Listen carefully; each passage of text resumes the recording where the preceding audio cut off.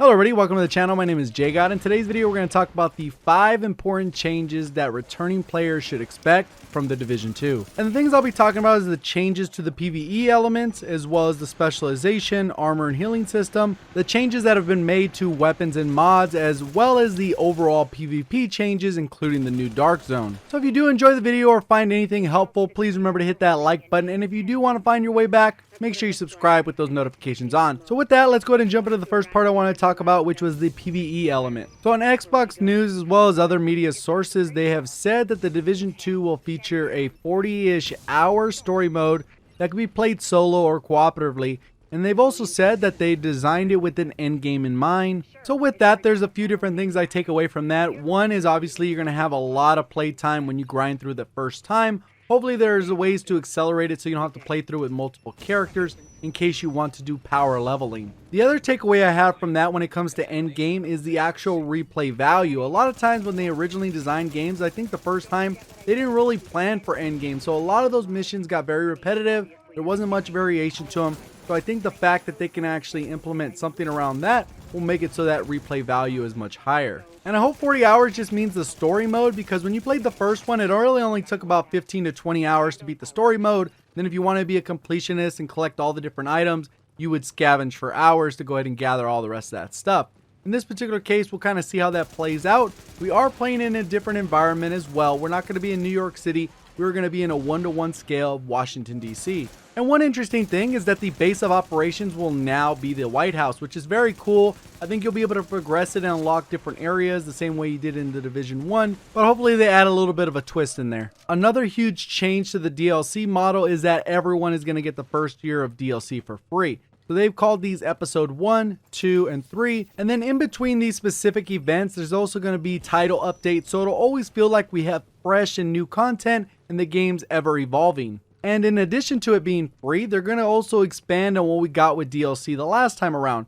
This time, we're going to get a little bit of expansion to story, so there's probably going to be some missions involved with that. And it also looks like they're going to extend the map, so we'll have more playable areas. So maybe they'll have level cap increases.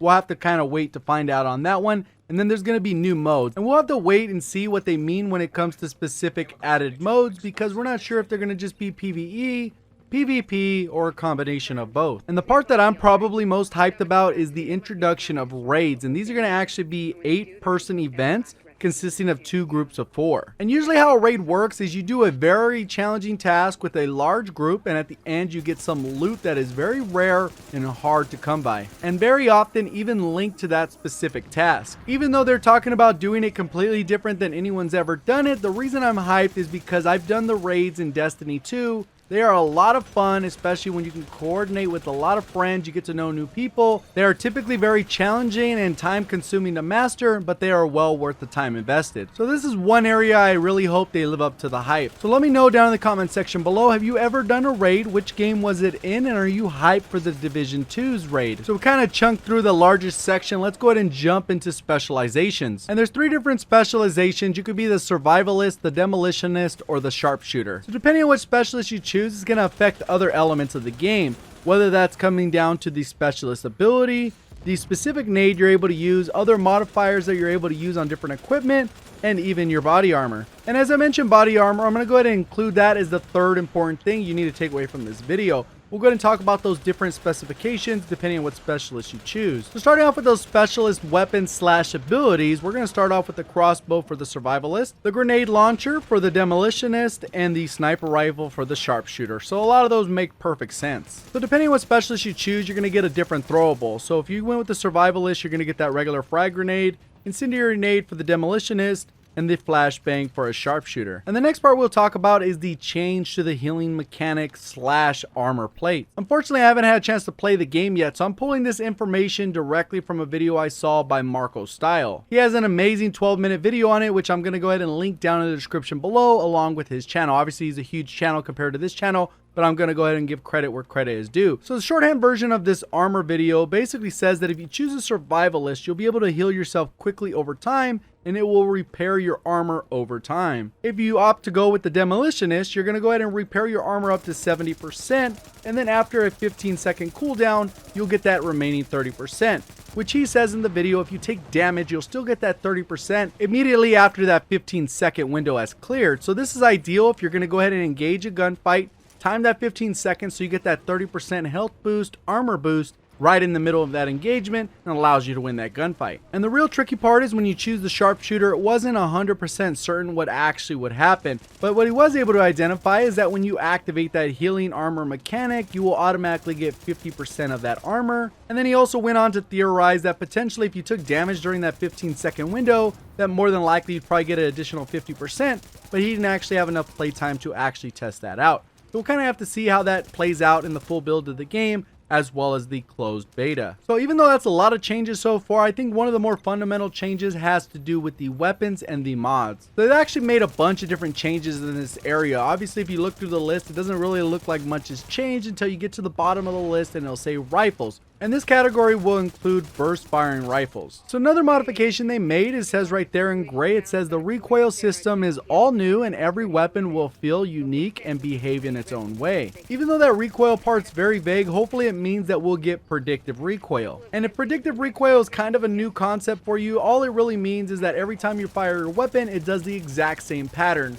every single time. Plenty of other games have done it, and the reason I'm such a fan of it is because it allows for a higher skill gap. Obviously, if you get more tuned what the weapon's going to do, you're able to account for it. That requires more skill, and that mastery will give you a competitive advantage against pretty much everyone you run into, especially if they haven't mastered their own recoil. The next change related to weapons is how mods will function within the game. They've been completely streamlined. They're not going to be looted anymore. As you can see in the gray, they're going to be unlocked over time. And in addition to that, once a mod is unlocked, you'll have that unlocked for every weapon that it's equipable on. And on top of that, if you have two weapons that can equip it at the same time, it could be also done simultaneously. All that part sounds pretty interesting, but the last part is probably the most interesting to me, because when you actually equip any of these attachments or mods, there's going to be a little bit of a trade-off. There's going to be a little bit of a give and take, because one of the attributes that you're going to get is going to be positive while the other is negative. And in addition to that, everyone will have the exact same stats on any particular mod. So it's definitely going to change how we think about min-maxing our weapons as well as our overall build, which will hopefully lead to better build diversity and people just building builds that actually work for their playstyle and preferences. A quick example of what that might look like is right here on the screen. You can see that you get the additional critical hit damage, but you're going to lose a little bit of accuracy if you're looking at that one highlighted in yellow.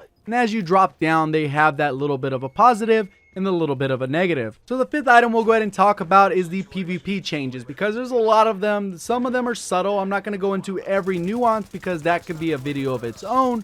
But at the end of the day, we'll focus on the major changes that you need to be aware of. So instead of the one large dark zone that we're all accustomed to playing in, we're actually going to have 3 separate dark zones. And 2 out of the 3 zones will be normalized. That means regardless of what level or how strong your gear is, all that type of stuff, it's pretty much going to have the same damage output, so everyone will be on an even playing field. Then we'll have that 3rd unnormalized dark zone, which pretty much means you're not going to have that safety net of being able to equalize if you're not already a high level with the best gear in the game. In addition to that, the loot will probably be a little bit more rewarding in this area, because with risk comes reward. And another huge change to the dark zone is the addition of another rogue status. So we'll have a total of 3 different rogue statuses. We have the standard rogue, which is non-lethal anti-agent activity, disavowed rogue, which is violent anti-agent activity, then the manhunt status, which is that highest priority target. And this should actually solve a lot of the issues we had of going accidentally rogue in the dark zone. I know this issue would particularly pop up when you're chasing someone down on a manhunt, other people jump in front of your bullets that are not exactly on your team,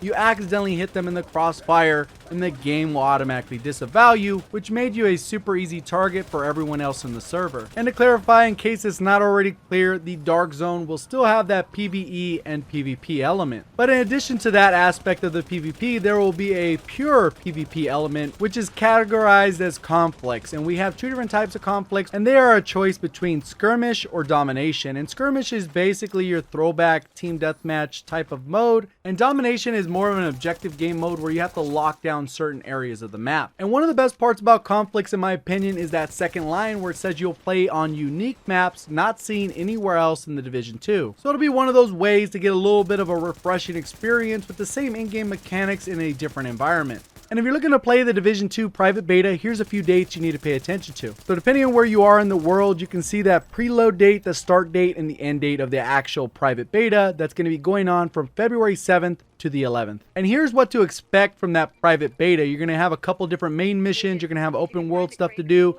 as well as the dark zone and different conflicts. You can actually try that skirmish mode, as well as get a little bit of the end game. It says invaded mission, as well as used to all 3 of the specializations. I do appreciate everyone that enjoyed the content enough to stick around to this point in the video. If you did enjoy the video in any way, please remember to hit that like button. Make sure you do subscribe so you can find your way back to the channel. This is actually my first video on this specific channel. I have another YouTube channel with over 50,000 subscribers specifically for Call of Duty. So if you like that type of content, or you just want to show extra support and follow me in other ways, that'll all be linked down in the description below. Appreciate all the support. Thank you for watching, and as always, have a great day.